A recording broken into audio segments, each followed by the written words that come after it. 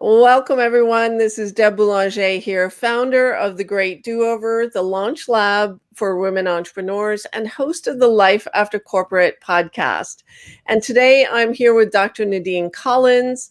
Nadine is a women's empowerment expert. She is a spiritual wellness coach, an international speaker, and women's leadership expert, and the author of several books. And I'm so excited to have Nadine here with us today to talk about finding your purpose. So welcome, Nadine.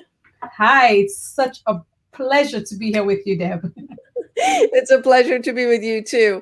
And Nadine and I were just in the Six Figure Accelerator together. So we've been working together for quite some time, and I'm excited for Nadine to share with you her approach to finding your purpose, because with the pandemic, 5 million women lost their jobs last year. And we know that there are many of you out there who don't want to go back. You just don't want to go back to the grind. You'd rather create something on your own, something that you're passionate about, something that you have a feeling of a mission to fulfill. And still others out there who might want to go back and get a job might not find it so easy. So Nadine, please share with us what's this big mystery around finding your purpose? How do you find a purpose? That's an amazing question. And the reason it's to me like really so critical is because we're all brought into the world, or we're all born into the world.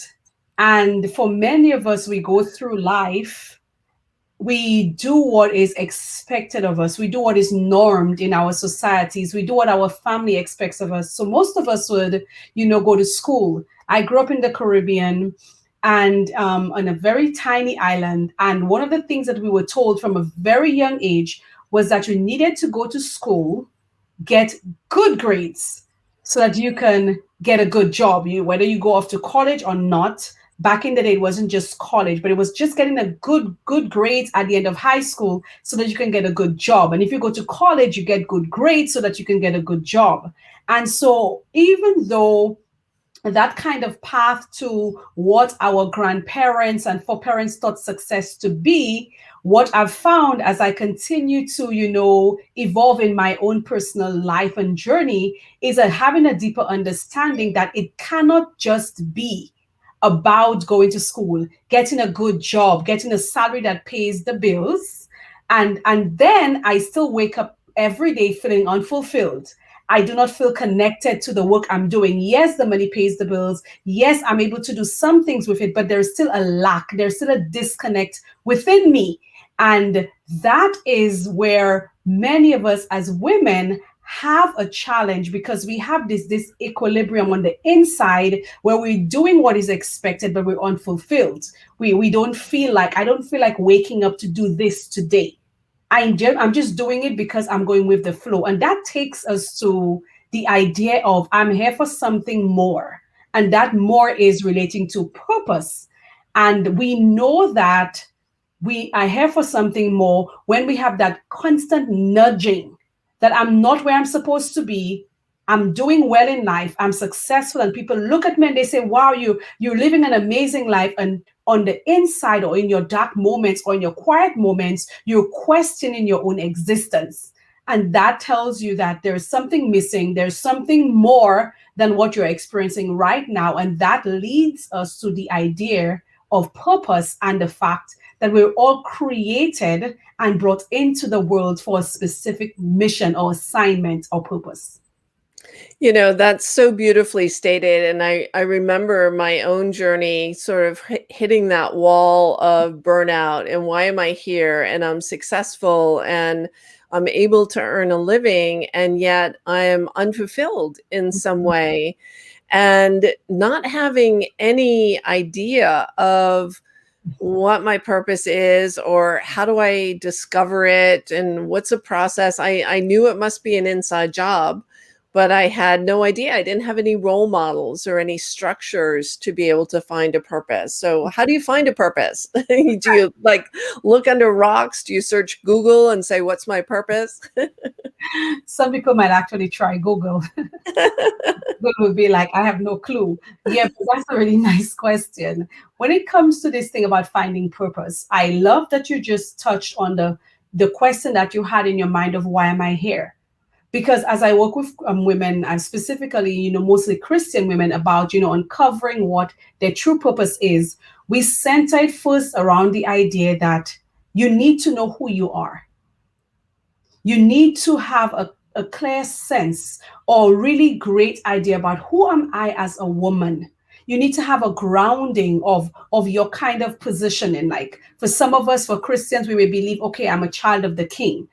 Some people might think I'm a princess, I'm a queen, I'm a this. You need to kind of have an idea of who you are on that journey to knowing why you are here and what you're meant to do.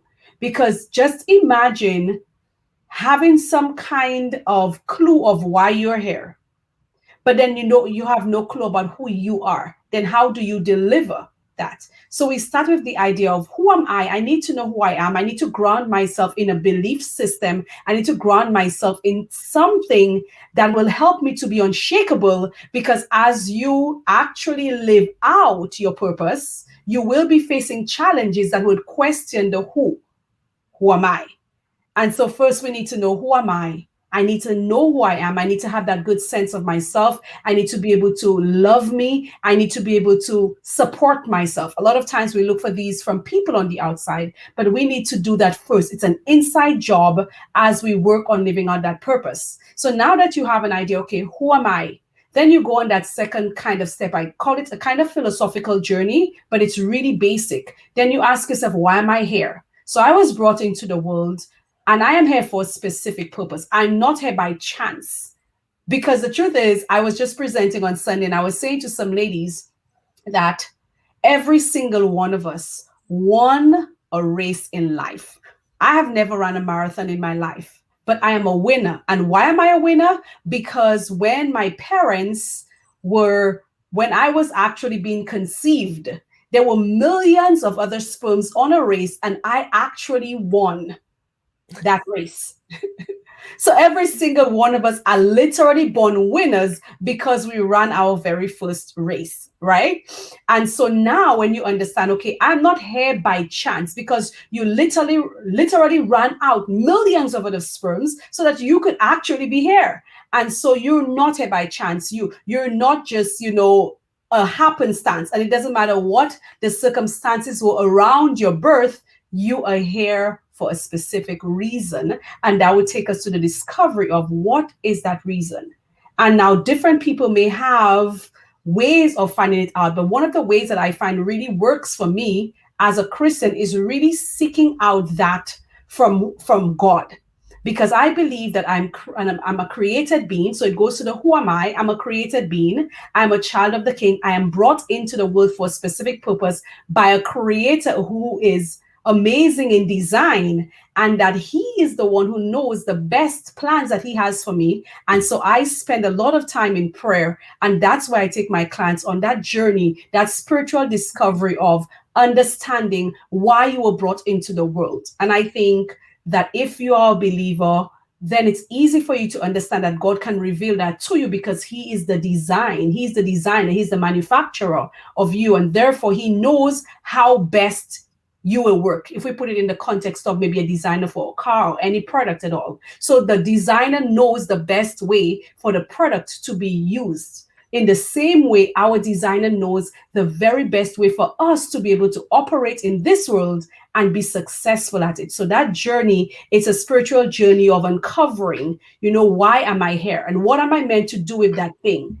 And it comes through a lot of spiritual revelations. Wonderful. And you and I are examples of living our purpose, right? So we've already been through the process of discovering who am I and why am I here? What's my purpose? Let's talk about what's available to you on the other side, because I think there's one big thing standing in the way of us going on the journey of and discovering our purpose, right? Mm-hmm. What is that one big thing? I would think for a lot of us women, it's probably some type of fear. Mm-hmm. Because women we tend to be comfortable. And I mentioned earlier on about the norms and the status quo of me growing up. And what happens to us is we tend to get comfortable, even though we're really not comfortable, but we tend to feel secure, maybe in an uncomfortable state of going with the flow, living out the norm or the status quo, because we have so many fears that if I truly know who I am, and if I truly uncover why I am here and what I'm meant to do, then I may become a threat to other people. And sometimes that threat is being a threat to your spouse. And so, because in certain contexts, women are taught that they need to be submissive, and the submissive is a sense where she has to diminish herself and her value so that her spouse can shine. We have that fear that if I truly know who I am, then I'm going to recognize that I'm powerful. I'm going to realize that I was brought here for this amazing thing. And if I stand in my power, and if I stand and live out my true purpose, then I may not be appealing. Then I may be judged. I may be rejected. And some of us women even have the fear that when I uncover that purpose, how am I sure that I am going to be successful at it? So we begin to psych ourselves out even before doing the work, because we've never seen it done before, because sometimes our purpose will call us outside of our comfort zone. Our purpose will call us to do things that we have never seen done before, for things for which there's no social proof, things for which, our family has never heard or seen before. And if I do this, I may not be supported. That's another fear women have, the fear of not being supported by family and friends. And so we also have fears of failing at it, because we believe that in order for us to be successful, family and friends need to support us. So why am I going to try that?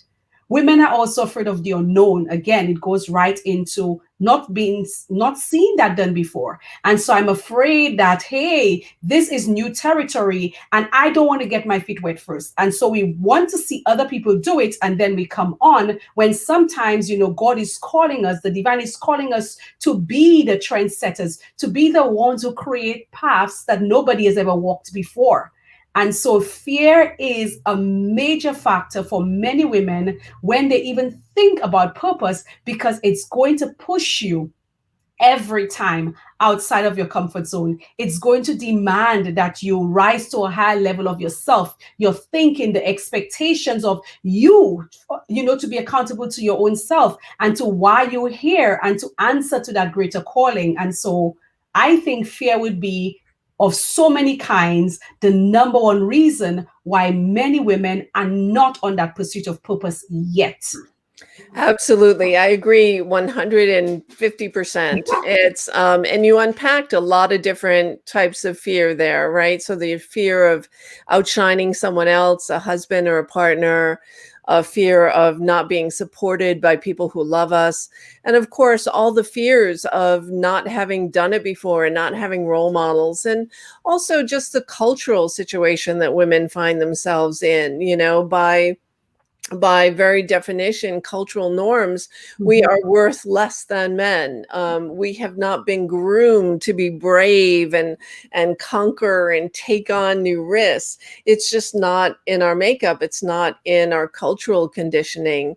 So getting beyond that fear is, the very first step of living in your purpose. So let's talk about what's on the outside of that fear. What's on the other side of that fear? Once you're able to get through the fear, once you have the tools that are supporting you.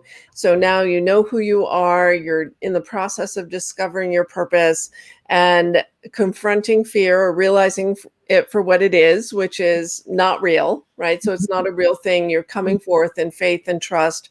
What's on the other side of fear? What's waiting for these women who are looking to discover their purpose? I say to clients all of the time, I say on the other side of fear is freedom.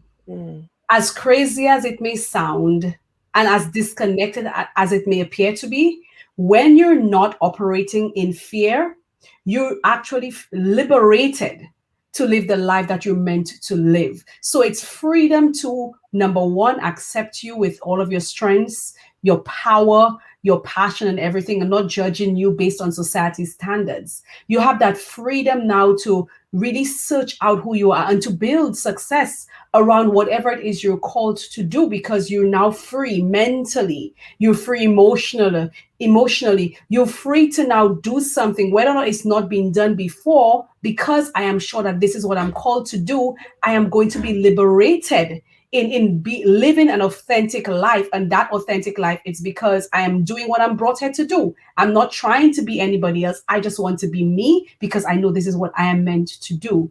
And so I believe it is a great sense of freedom. But I want to share something about fear. I believe that fear is possibly one of the most beautiful things that we experience. Hmm. Because for women, I think that a lot of times we're not sure what we're meant to do.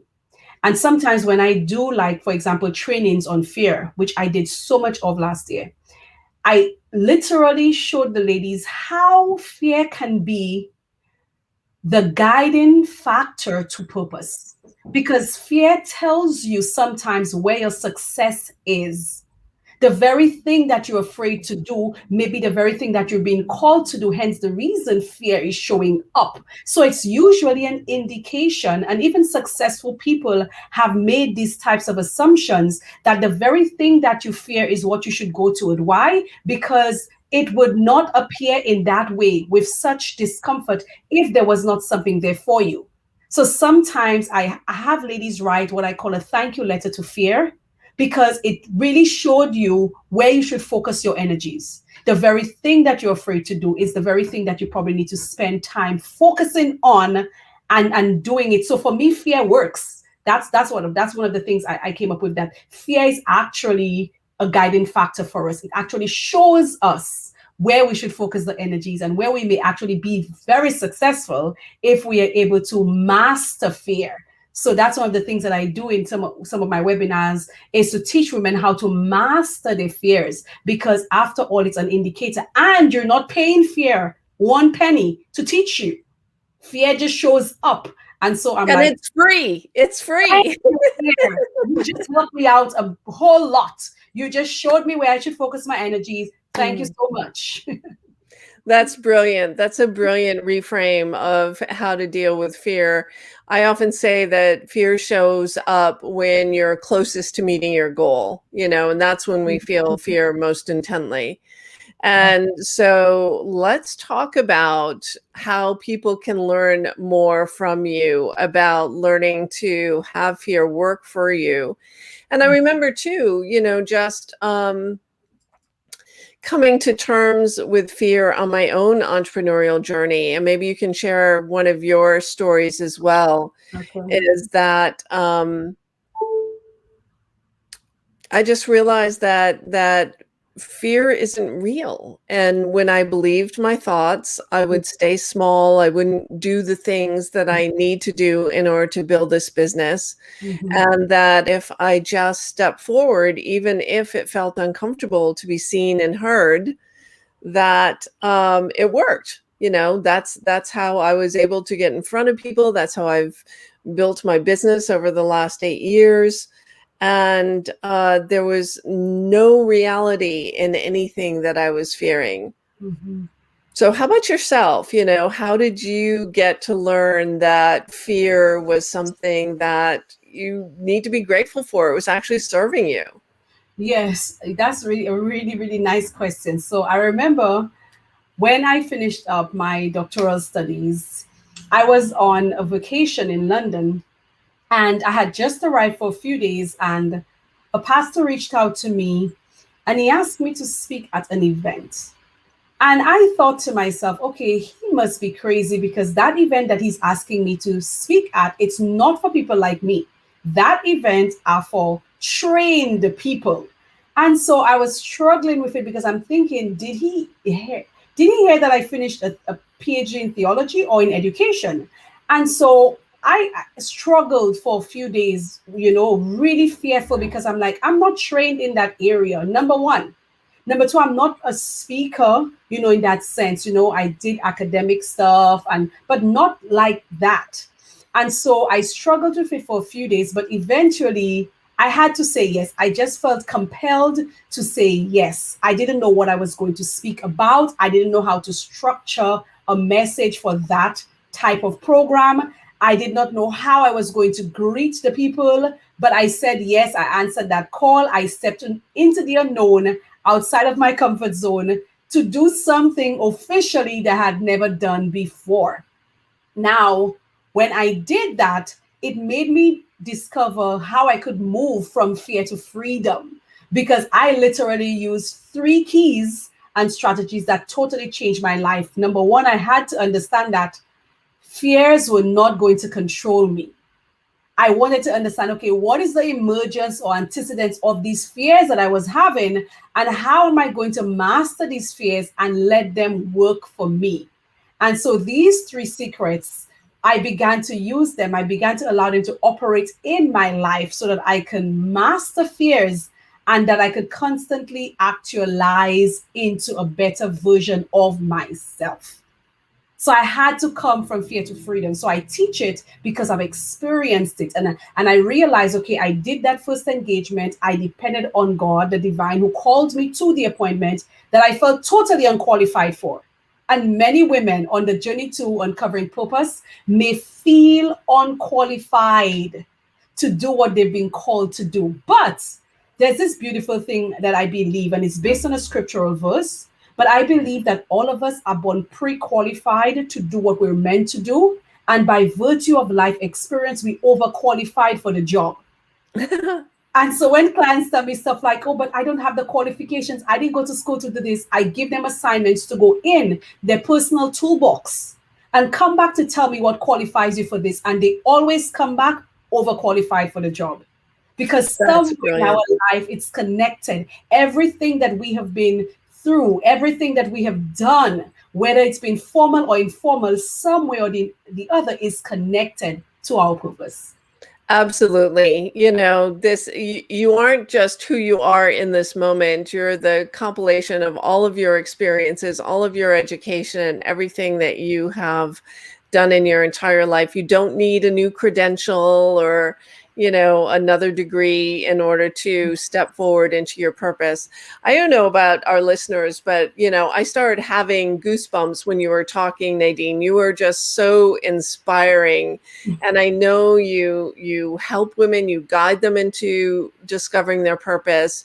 You help women create careers as speakers and learn how to be powerful speakers from the stage. So how can our folks who are watching us today or listening to us on a recording find you? How do we have more Nadine in our lives? Yes, so my website is nadinecollins.com. That's www.nadinecollins.com.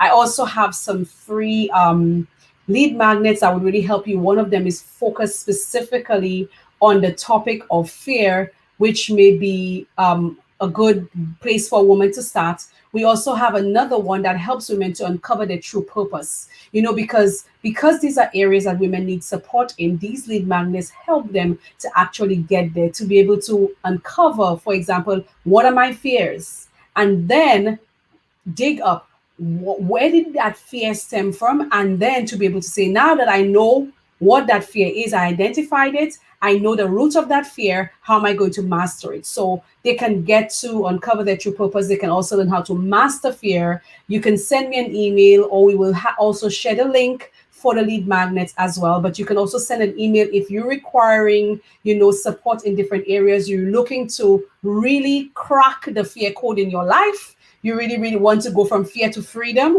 You can email me at info@nadinecollins.com. So that's info@nadinecollins.com. Yeah. And it's so interesting because we've never had this conversation before, but do you know what my purpose is on my website, The Great Do-Over, my tagline? It's release fear, get clear, and oh no, it's release fear, think clear, and get into gear. So that's my motto. So I think it's so important to be able to get beyond the fear so that you can embrace your true purpose, Mhm. step forward powerfully, and for all of us in this culture, in this world, becoming an effective speaker Mhm. is a prerequisite for success, right? Because there are a lot of people out there, whatever your calling is as a coach, a consultant, a speaker, a teacher.